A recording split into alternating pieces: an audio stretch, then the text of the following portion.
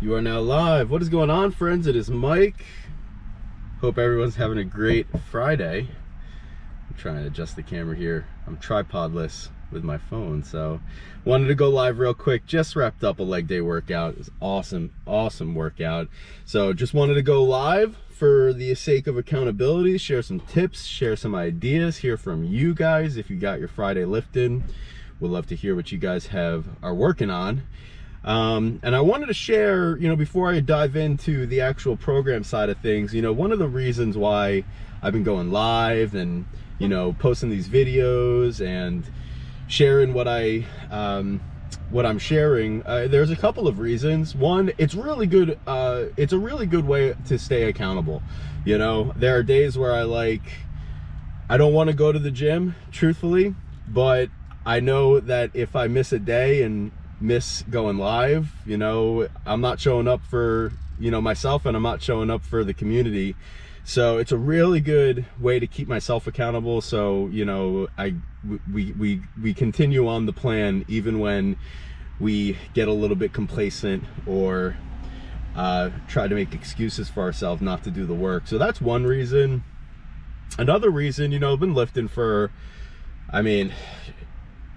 10, 12 years, on and off. Some years, some seasons a little bit more serious with it than others.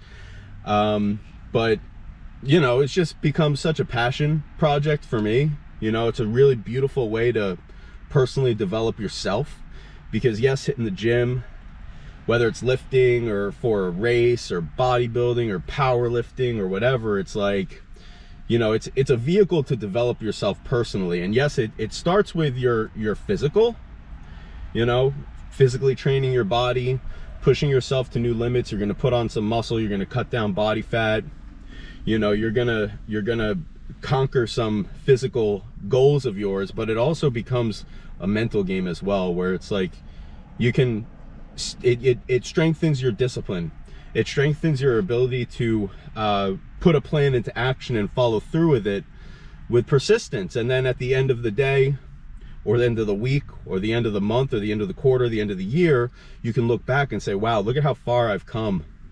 Even if it's just 5 pounds per workout, or 5 pounds per week, or even when you get up to those top tier 5 pounds per month on your max, is it's just such a beautiful way to prove to ourselves that we can make progress doing hard things. Because there are some days that coming to the gym is really hard, and that's just something that we got to deal with. But I'll tell you, the gym habit, the powerlifting habit, it's definitely something that has aided me in showing up for those things in my life that are important, whether it be my family or my job or my business or my relationships. It's just that 60 minutes, 90 minutes, 2 hours out of the day that I can take to myself and make sure that I take care of my needs as a person, so that way I can show up and take care of the needs of those around me. And I think that's a very beautiful thing about going to the gym, and a beautiful thing that I like to not overtly say in these videos, but kind of express it under the hidden meaning of what I share. So those are some of the reasons why I'm sharing what I'm sharing. And I'm by no means an expert in all areas, but I'm at least an adept, I would say. I got a pretty decent foundation of knowledge that I know I can get you strong if we work together. I know I got enough information to help you cut fat or put on some muscle, or a little bit of both, because I've done that. That's literally been my experience with what I've been able to accomplish, and always learning. I always approach this. There's still a lot of people out there who are, very good at what they do, especially in the fitness industry. But it's you still have to show up for yourself and do the work. And that's, at the end of the day, one of the most important things. So anyway, enough blabbing. Want to get into the program. Today was leg day. We had squats. Today we were doing, this week we're doing rep maxes. So 6 at 10. 6 at RPE 10. So coming in, I set the goal of 315. Just wanted to hit that 3 plates for 6. Haven't really gotten up that heavy in a little while. The form looked good, the technique looked good. Got the 6 reps in, and I probably had 1, maybe 2 left in the tank, which is about where you want to be when you're doing an RPE 10. I definitely left a little bit of gas in the tank. I also could have potentially put up a couple extra pounds, but I set it at 315. It's a really good benchmark. It does prove to me that we're making progress in the right direction. So we had 315 for a set of 6, then we do drop set 90% of 315 for 5 singles. The last set, as many reps as possible. This is where these as many reps as possible reps are really challenging, but I do notice that it's building up the work capacity, where I think it was like 275 or 285. I hit it for a set of 12, which definitely had to dig deep for that last set. That last rep, but it just proved positive that, you know, we're making progress in the right directions. And that's like a 12 rep max for me anyway, ever. And after doing that at a, you know, for a heavy set of RPE 10 at 315, it's like there's a really solid foundation that's been built. So I'm really happy with that. Then we moved it on to stiff leg deadlift. I'm still working on breaking in a pair of new wrist wraps, so I didn't necessarily need them for the weight, but I want, with some of these accessory deadlift movements, I don't want my grip to be a variable. I want to focus on and make sure that the technique is solid, and having the wraps helps with focusing on the technique and not needing to focus on your grip. So, and I didn't necessarily need the wraps, but I do want to break them in and get used to working with them. So 185, 5 sets, 4 reps. Pretty standard, making sure I'm really accentuating the stretch with a hamstring. I saw the video on these, the technique looked good, and also on a deficit. So, you know, it does help with hitting like pretty much the entire muscle system, from, you know, your calves, your hamstrings.